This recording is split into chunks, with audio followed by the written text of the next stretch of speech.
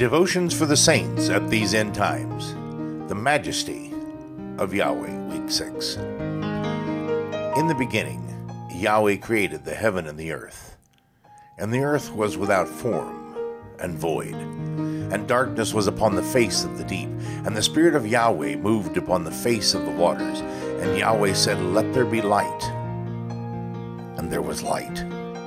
And Yahweh saw the light, that it was good. And Yahweh divided the light from the darkness. And Yahweh called the light day, and the darkness he called night. And the evening and the morning were the first day. And God called the firmament heaven, and the evening and the morning were the second day. And the Lord said, "Let the waters under the heaven be gathered together unto one place, and let the dry land appear." And it was so. And Yahweh said, "Let the earth bring forth grass, and herb yielding seed, and the fruit tree yielding fruit after its kind." And it was so. And Yahweh saw that it was good. And the evening and the morning were the third day. And Yahweh said, "Let there be lights in the firmament of the heavens to divide the day from the night, and let them be for signs and for seasons and for days and years, and let them be for lights in the firmament of the heaven to give light upon the earth." And so it was. And Yahweh made two great lights, the greater light to rule the day, and the lesser light to rule the night. He made the stars also. And the evening and the morning were the fourth day. So Yahweh created man in his own image, and the image of Yahweh created he him. And Yahweh saw that everything that he had made, and behold, it was very good. And the evening and the morning were the sixth day. Oh, the majesty, the wonder, and the glory of our Creator! Who but he has made the mountains, or who but he, according to Job, has the power to remove them away? Who created the heavens and slung out the universe at the speed of light? Who put the stars in their place? Who but Yahweh can divide the light from the darkness and create the sun to rule the day and the moon to rule the night? Who hath measured the waters in the hollow of his hand, and meted out heaven with the span, and comprehended the dust of the earth in a measure, and weighed the mountains in scales, and the hills in a balance?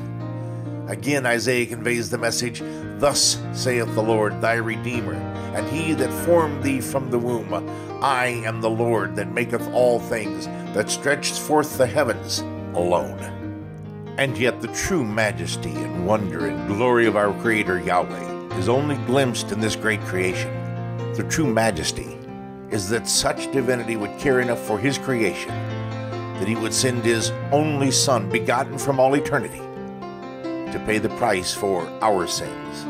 Seeing then the awesome power of the Almighty, seeing the loving care he freely showered upon us, can we yet imagine that he would ever forsake us in our time of trouble? Could one who died for his beloved bride abandon her at the hour of her travail? Think upon this, dear saints. The Lord of glory cared so deeply for you that he sent Yeshua to redeem you personally. Surely he died for the sins of all, but of a surety, were you the sole inhabitant of this planet, he would have come for you. Does that sound like someone who would abandon you? Does Yahweh seem to you weak and helpless, who alone has weighed the mountains and plumbed the depths of the sea, who set the earth on its axis? Is he unable to save us even in this hour of darkness that is overarching this earth? And now, study to show thyself approved. Know that the day of evil is coming. Revelation 12 says, "And the dragon was wroth with the woman, and went to make war with the remnant of her seed, which keep the commandments of Yahweh and have the testimony of Yeshua." These, dear friends, are they who can count on Yahweh. Those who have given themselves to sanctification and have clung tenaciously to the testimony of their faith in Yeshua, our Messiah.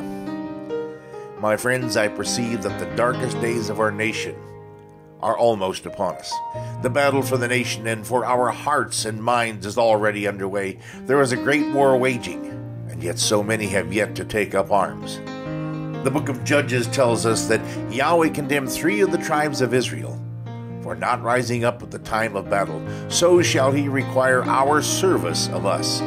This is the time to jolt your faith into action. Enjoin the battle with prayer that the darkness not overtake us.